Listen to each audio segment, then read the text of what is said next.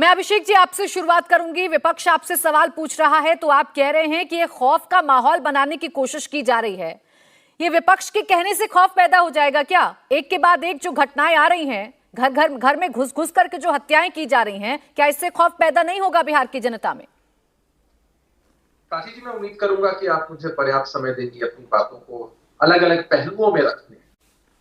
बहुत साधुवाद आपको, आपके चरण को कि आपने बिहार से जुड़े इस मुद्दे को उठाया। हम सभी लोग इस चर्चा में बैठे।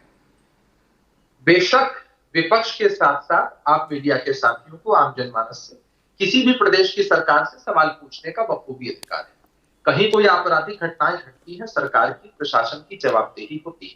हम जवाबदेही से पीछे हटने की बात नहीं करते। भाई अमुक कारण था, हर कारण का विश्लेषण होता है। प्रशासन को सख्त निर्देश कि क्राइम के साथ नो कॉम्प्रोमाइज है। हर कीमत पर जो भी दोषी हो, जो भी अपराधी हो, उनको बख्शा नहीं जाए। कठोरतम कार्रवाई हो। जो फीडबैक्स होते हैं उनके आधार पर भी लगातार कार्रवाई होती है। आपने अररिया की चर्चा की। दो पहलू है। एक तो पहले मैंने स्पष्ट कर दिया कि भाई हमारी जवाबदेही है। Law and order is a state subject. हम लगातार इस दिशा में काम कर रहे हैं और हर एक घटना को चुनौती के रूप में स्वीकार करते हैं।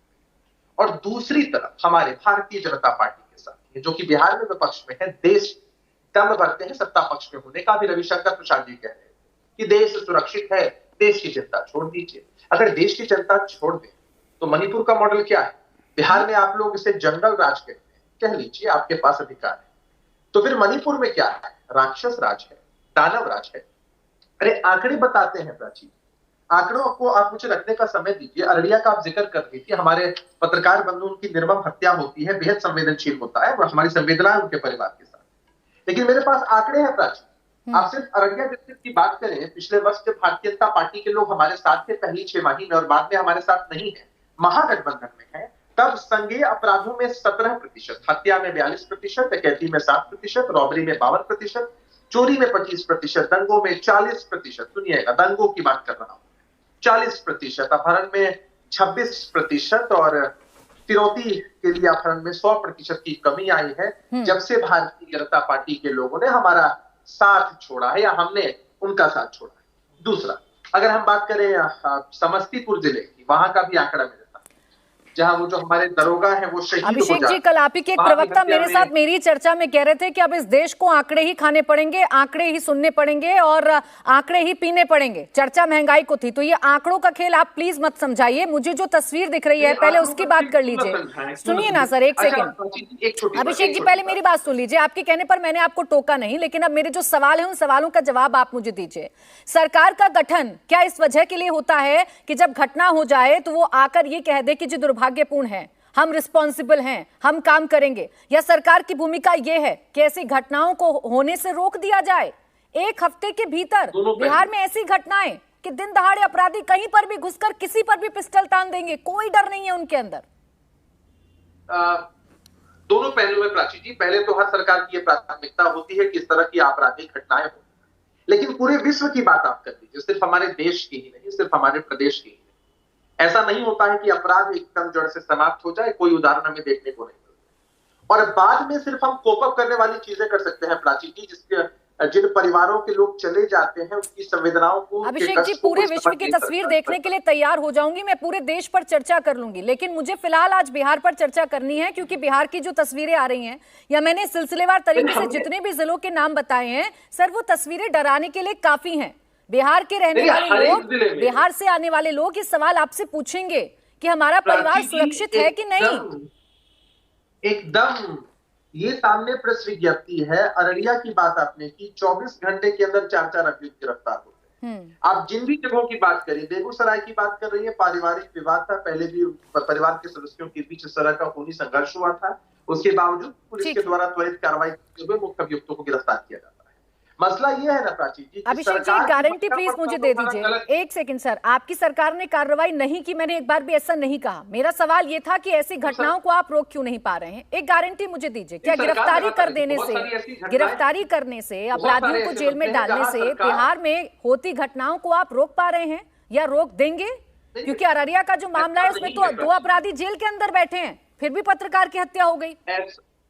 अपराधी जेल के अंदर से भी साजिश करते हैं, पुलिस 24 घंटे के अंदर इस मामले का पर्दाफाश करती है। और बहुत सारे ऐसे वाक्य, बहुत सारे ऐसे उदाहरण हैं जहां अपराधी आपराधिक साजिशों में सम्मिलित थे और पहले ही इस पूरे मामले का पटाक्षेप हुआ है। अगर बिहार की वस्तुस्थिति ऐसी होती तो रेप के मामले में मध्य प्रदेश नंबर 1 पर नहीं होता, महिलाओं के मामले में अपराध में है तो अब पांचों के पांचों भाजपा शासित प्रदेश नहीं होते। चलिए हत्या के मामले में उत्तर प्रदेश रैंक 1 पर नहीं होता। जो बातें अजय आलोक जी कह रहे हैं कि सत्ता के चरित्र का परिवर्तन है और मुख्यमंत्री जिस तरीके के बयान देते हैं ऐसे बड़ी बड़ी घटनाओं पर, क्या वो एक बड़ी वजह नहीं है कि अपराधियों के हौसले बुलंद हो जाते हैं?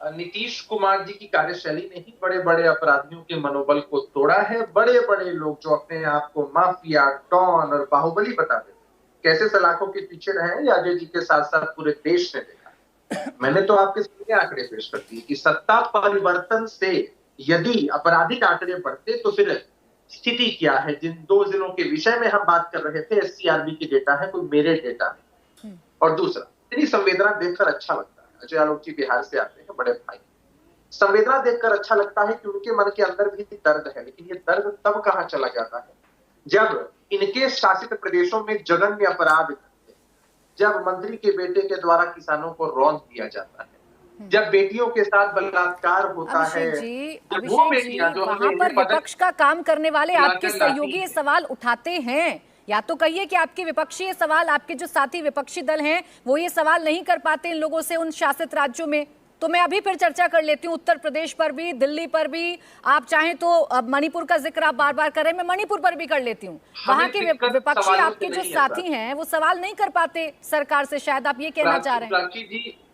प्राची जी, हमें दिक्कत सवालों से नहीं, हाँ, हमें दिक्कत इस ऊंची और घटिया राजनीति, हमें दिक्कत ऐसी नीयत से है, ऐसी नीति से है जो दोहरी है, ऐसे मापदंड जो दोहरे हैं। इनके बिहार बीजेपी के नेता सड़कों पर आकर चिल्लाते हैं जंगल राज। तो बताइए ना कि मणिपुर में कैसा राज। सर अभिषेक झा जी, नवल किशोर जी की माने तो भारतीय जनता पार्टी झूठ बोलती है, भारतीय जनता पार्टी की झूठ की वजह से बिहार बदनाम हो रहा है।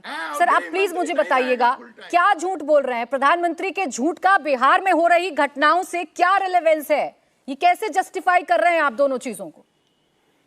भारतीय जनता पार्टी नौकरी नहीं देश की जनता ने रिवील कर दिया। नौकरी देना चाहिए। अरे सर, जेडीयू के प्रवक्ता बोल रहे हैं, जेडीयू के प्रवक्ता बोल रहे हैं, रुक जाइए। अब वो किसी को नहीं बोलने देंगे। भारतीय जनता पार्टी का तो नामकरण ही देश की जनता ने कर दिया है बड़का झूठा पार्टी। झूठ और भारतीय जनता पार्टी दोनों पर्यायवाची, तो कोई नई बात। मसला ये कि आपराधिक घटनाएं घटे, आप हमसे सवाल पूछिए, सत्ता पक्ष से सवाल पूछिए, हम जवाब देंगे, फेस करेंगे। लेकिन जिस तरह से एक परसेप्शन बिहार के बारे में क्रिएट किया जा रहा है, जैसे देश में अधिकांश अपराध, सबसे ज्यादा अपराध अगर कहीं हो रहे हैं तो वो बिहार में ही हो रहे हैं। अजय आलोक जी ने क्या कहा कि बिहार कुंठा से ग्रसित। हाँ, मैं मानता हूँ बिहार के लोग कुंठा से ग्रसित हैं अजय आलोक जी, क्योंकि पिछले लोकसभा के चुनाव में बिहार की जनता ने 40 में से 39 सांसद जितवा कर दिए और बिहार के साथ हर एक परिप्रेक्ष्य में जिस तरह का पक्षपातपूर्ण रवैया अख्तियार किया गया, बिहार के लोग ठगा हुआ महसूस करते हैं। और आज जब आप लोगों की तरफ से एक पूरा मिशन चल रहा है कि कैसे बिहार की छवि को खराब किया जाए, ये साबित किया जाए कि बिहार में जंगल राज ही है, तब तो ठीक कहा हमारे प्रवक्ता साथी ने कि अब तो प्राची जी आप सर्वे करा लीजिए। इसका मतलब बिहार में सभी लोग अपने अपने घरों में, कोई न रेलवे स्टेशन जा रहा होगा, कोई न एयरपोर्ट जाएगा, कोई कहीं नहीं, सब लोग असुरक्षित महसूस कर रहे हैं। हम जब सवाल उठाते हैं कि शासित प्रदेशों में फिर तो मिर्ची क्यों लगती है, आप सकारात्मक विपक्ष के रूप में हमसे सवाल पूछिए, जवाब देंगे। लेकिन इसका कतई ये मतलब नहीं होता है कि आप जो नैरेटिव सेट करना चाहते हैं, जो परसेप्शन अभिषेक जी 10 सेकंड में चूंकि समय समाप्त हो रहा है, जल्दी से मतलब है उसमें अभिषेक जी बोलिए।